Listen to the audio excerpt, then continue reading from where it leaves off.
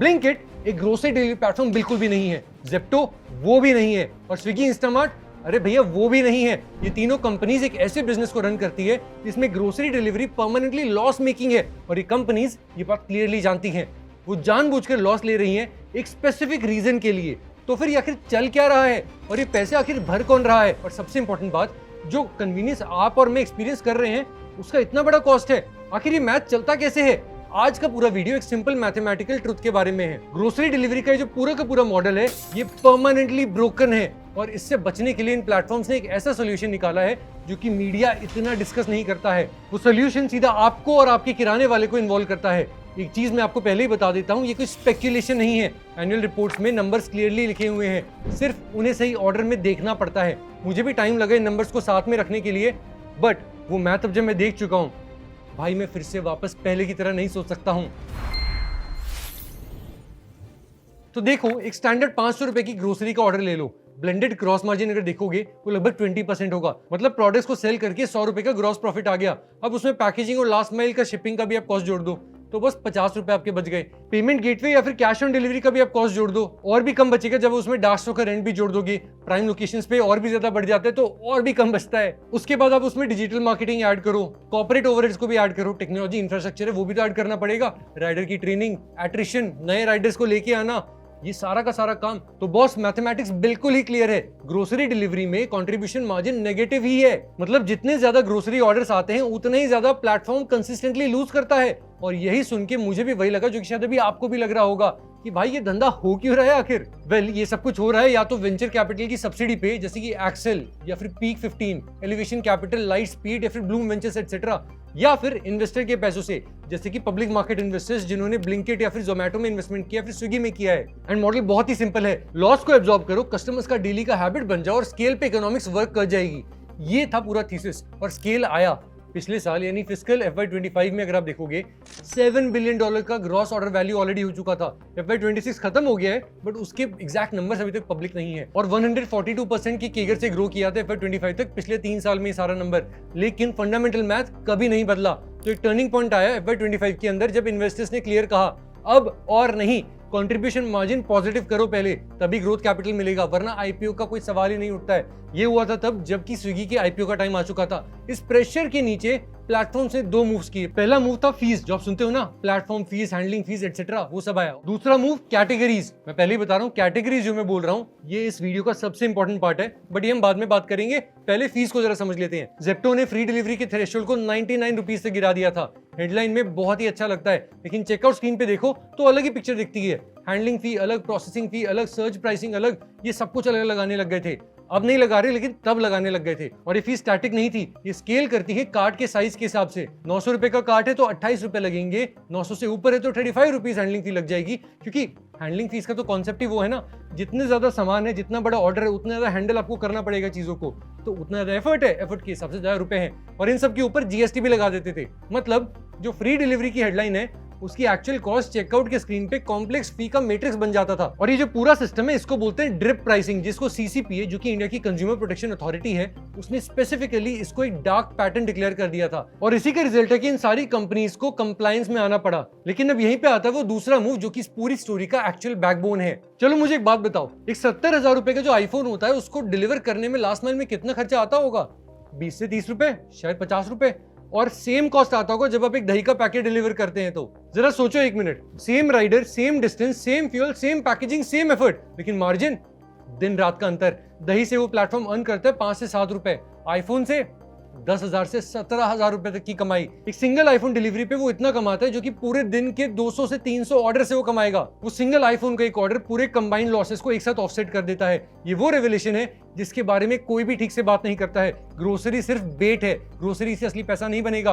वो आपको रोज ऐप को खोलने की आदत डाल रहे हैं, वो रोज आपको वजह दे रहे हैं कि बॉस इस ऐप को खोलते रहो, देखते रहो और यहाँ क्या क्या मिलता है। लेकिन ग्रोसरी से प्रॉफिटेबिलिटी कभी भी नहीं आने वाली है। प्रॉफिटेबिलिटी तब आएगी जब रात के 2 बजे अचानक से परफ्यूम ऑर्डर करोगे, या लास्ट मिनट पे अपनी फियांसे के बर्थडे के लिए बहुत सारे फोटोज के प्रिंट आउट्स ऑर्डर करोगे। आईफोन 16 का लॉन्च याद है? ब्लिंकिट, जेप्टो, स्विगी, इंस्टामार्ट तीनों रेस में लगी थी कि 10 मिनट में आईफोन हम आपको लाके देंगे। जब भी अक्षय तृतीया आता है ना, सब लग जाते कि आपके घर में सोने का कॉइन हम डिलीवर करेंगे। और हमारी मीडिया ऐसे क्या कहती है, wow cool tech flex. Well, लेकिन वो एक्चुअल में कोई टेक फ्लेक्स नहीं है, वो प्लेटफॉर्म्स अपने बोर्ड और अपने इन्वेस्टर्स को एक मैथमेटिकली प्रूफ ऑफ कॉन्सेप्ट दे रहे हैं। वहां पे वो दिखा रहे हैं कि बॉस हम खाली दही नहीं बल्कि 70,000 का आइटम भी मूव कर सकते हैं और वो डिलीवरी जेन्युइनली प्रॉफिटेबल होगा। स्विगी इंस्टामार्ट की बात कर लो, उन्होंने स्मार्टफोन डिलीवरी 10 अलग अलग शहरों में एक्सपैंड कर ली है। स्पेसिफिकली मुंबई, बैंगलोर, हैदराबाद, नोएडा, गुड़गांव या मेरा फरीदाबाद भी यहाँ पे टारगेट किया जा रहा है। हाई परचेसिंग पावर वाले एरिया है ये। और बस ये नहीं, laptops, premium perfumes, branded apparel, सब कुछ 10 मिनट में आ रहा है। इनफैक्ट मेरा अपना जो आईफोन है वो मैंने बिग बास्केट से ऑर्डर किया था, 7 मिनट के अंदर घर पे आ गया था। और ये सब जो भी ये कर रहे हैं उसका इंपैक्ट पता है क्या आता है? जो आपका नॉन ग्रोसरी कंट्रीब्यूशन होता है, वो लगातार इंप्रूव होते जा रहा है। अगर आप स्विगी इंस्टामार्ट की बात करें तो आज से 2 साल पहले नॉन ग्रोसरी कंट्रीब्यूशन 10% से कम थी, आज वो 20 से 25% के आसपास आ चुकी है। एंड ब्लिंकिट का एवरेज ऑर्डर वैल्यू रफली 625 रुपीज पे है। स्विगी इंस्टामार्ट 697 के आसपास पहुंच गई है। ये एओवी स्पाइक ग्रोसरी से नहीं आ रहा है, ये इलेक्ट्रॉनिक्स, ब्यूटी, लाइफस्टाइल, इन सब से आ रहा है।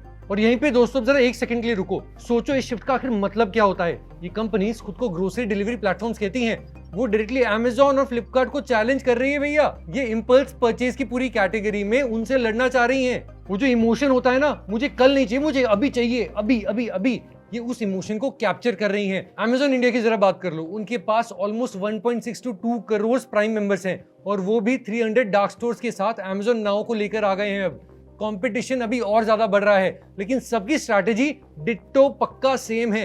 तो जब ये सब कुछ आपको मैंने बता दिया है, अब वापस उस सवाल पे आते हैं कि यार ये जो पूरा शिफ्ट हो रहा है इसका एक्चुअल कॉस्ट पे कौन कर रहा है? अगर आप सोचे ध्यान से तो राइडर भी पे करता है। एक स्टैंडर्ड 6 किलोमीटर का जो राउंड ट्रिप होता है राइडर के लिए, उस पर ऑन करता है शायद 54 रुपीज, लेकिन पेट्रोल प्राइसेस देखो, सब कुछ देखो भाई, उसकी जो नेट अर्निंग्स है वो और कम होकर शायद 24 रुपीज पे आ जाएगी। इलेक्ट्रिक व्हीकल का यूज किया जाए तो हो सकता है उसकी नेट अर्निंग्स डबल होकर 48 रुपीज हो जाए। यही रीजन है कि इंडस्ट्री एग्रेसिवली ईवीज के एडॉप्शन को पुश कर रही है। पेट्रोल मॉडल पे देखें तो राइडर कभी भी ज्यादा पैसा कमा नहीं पाएगा, लेकिन अगर वही ईवी पे आ गया तो शायद वो काफी ज्यादा पैसा बना सकता है वर्सेस आज की सिचुएशन। और D2C ब्रांड्स भी बाय द वे पे करती हैं, सिर्फ राइडर्स नहीं, क्योंकि क्विक कॉमर्स पे प्रॉफिटेबल रहने के लिए इन ब्रांड्स को लगभग 55% से ऊपर ग्रॉस मार्जिन चाहिए। और ऐसा क्यों? क्योंकि उन प्लेटफॉर्म्स पे 18 से 25% तो आपका कमीशन, ये फी वो फी फलाना ढिमकाना इनके नाम पे चले जाता है, एडवर्टाइजिंग स्पेंड पे चले जाता है। इसलिए काफी सारे ब्रांड्स क्विक कॉमर्स को अपना प्राइमरी प्रॉफिट सेंटर नहीं बल्कि हाई कॉस्ट का कस्टमर एक्विजिशन चैनल की तरह ट्रीट करती हैं। और इसी बात पे मैं अब यहाँ पे एक अनपॉपुलर ऑब्जर्वेशन करूंगा जिससे कुछ लोग डिसएग्री कर सकते हैं। ये जो फी का पूरा आर्किटेक्चर है ना, handling charges, processing charges, technically disclosed है, लेकिन वो डिस्क्लोजर इंटेंशनली डिजाइंड है कि आप नोटिस मत करो कि यार आखिर में जाकर के चेकआउट स्क्रीन पे जो आपको नंबर्स दिख रहे हैं एक्चुअल में उसका पेमेंट कौन कौन कैसे कैसे कर रहा है। तो जरा कमेंट्स में बताओ, क्या ये आपको फेयर लगता है फिर मैनिपुलेटिव लगता है? बट इसके अलावा मैं आपको एक और चीज बता देता हूँ, एक लास्ट चीज, रिटेल मीडिया, डार्क स्टोर्स अब एक हाईली ल्यूक्रेटिव एडवर्टाइजिंग इकोसिस्टम बन रही हैं। ITC, Nestle, Tata consumer products, बहुत सारे स्टार्टअप्स भी हैं। कई बार आप ऑर्डर प्लेस करते हो और उसके अंदर कई ट्रायल प्रोडक्ट्स आ जाते हैं, कई बार स्लिप्स आती हैं जिसपे एडवर्टीजमेंट होता है। ये सब कुछ उस डार्क स्टोर से चल रहा है और इन सब से पैसा बनाया जाता है। मैनेजमेंट की एक्सपेक्टेशंस इंडिकेट करती हैं कि एडवर्टाइजिंग रेवेन्यू लॉन्ग टर्म में 6 से 7% ऑफ टोटल जीएमवी हो सकता है, रफली 5,000 करोड़ के आसपास हो सकता है ये 2026 के एंड तक। और ये पूरा का पूरा नॉन कमीशन रेवेन्यू होगा, प्योर मार्जिन होगा, प्योर मार्जिन। और ये लास्ट माइल लॉजिस्टिक्स के वेरिएबल कॉस्ट को ऑफसेट करने में बहुत ज्यादा क्रिटिकल रोल प्ले करेगा।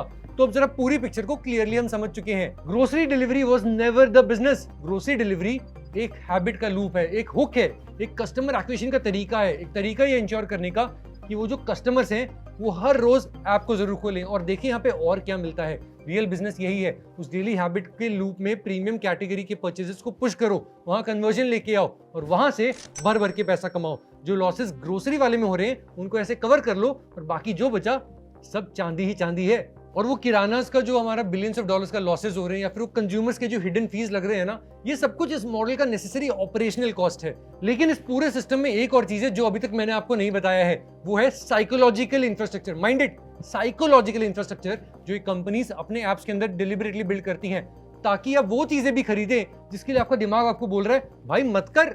एंड रिसर्च ये बताती है कि ये मैनिपुलेशन पूरी तरह से ब्यूटीफुली काम करता है। Even when you know it is happening, आपको पता है वो आपको मजबूर कर रहे हैं खरीदने के लिए, लेकिन फिर भी आप खरीदते हो।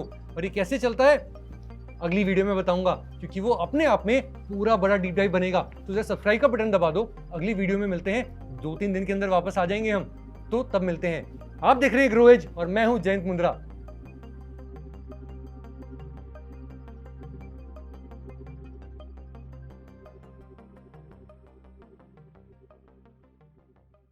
Investment in securities market are subject to market risks. Read all the related documents carefully before investing. Please read the risk disclosure documents carefully before investing in equity shares, derivatives, mutual fund, and or other instruments traded on the stock exchanges.